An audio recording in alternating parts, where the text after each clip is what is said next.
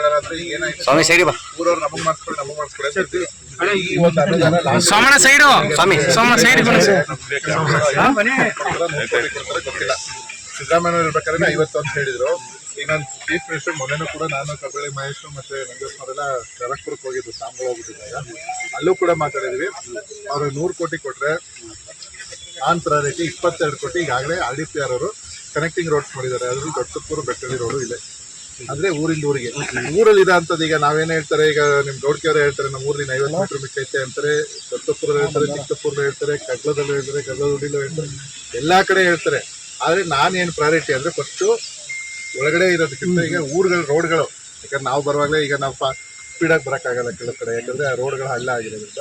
So ಆ priority ಮಾಡಿ ಮಿಕ್ಕಿದ ಅನುದಾನಗಳನ್ನ ಖಂಡಿತವಾಗ್ಲೂ ನಿಮ್ಮ ಊರುಗಳಿಗೆ ಮಿಕ್ಕಿರೋ ಗ್ರ್ಯಾಂಟು ಅಂದ್ರೆ ಮಿಕ್ಕಿರೋ ಮೆಜರ್ಮೆಂಟ್ಗೆ ಜೊತೆಗೆ ಎಲ್ಲ ಸಮಾಜದವ್ರಿಗೂ ಏನ್ ಹಾಕ್ಬೇಕು ಅದನ್ನ 100% ಹಾಕ್ತೀನಿ. ಅದ್ರ ಬಗ್ಗೆ ಯಾವುದೇ ಅನುಮಾನ ಬೇಡ.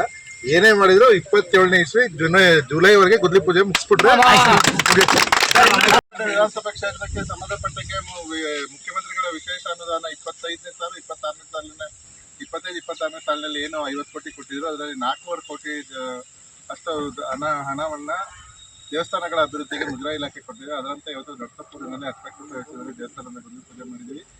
ಇನ್ನು 4,40,00,000 ಕಾಮಗಾರಿಗಳು, ಮುಂದುವರೆದ ಕಾಮಗಾರಿಗಳು ಸುಮಾರು ದೇವಸ್ಥಾನಗಳು ನಡೆಸಿದ್ದಾರೆ. ಜೊತೆಗೆ ನಿನ್ನೆ ಎಲ್ಚೆಟ್ಟಿಲ್ ಮಾಡಿದ್ರು ಕೂಡ ಅದೇ ಅನುದಾನದಲ್ಲಿ 8 ಲಕ್ಷ ರೂಪಾಯಿ ಹಾಕಿ ಅಲ್ಲಿ ಎಲ್ಚೆಟ್ಟಿಲು ಮಾರಮ್ಮನ ದೇವಸ್ಥಾನ ಪೂಜೆ ಮಾಡಿದ್ವಿ. ಮುಂದಿನ ದಿನಗಳಲ್ಲಿ ಇನ್ನು ಎಲ್ಲೆಲ್ಲಿ ಹೊಸ ದೇವಸ್ಥಾನಗಳಿಗೆ ಮಾಡೋ ಅಂತ ಕೆಲಸ ಇದೆ, ಪೂಜೆಗಳನ್ನ ಮಾಡೋದು ಅತಿ ಶೀಘ್ರದಲ್ಲಿ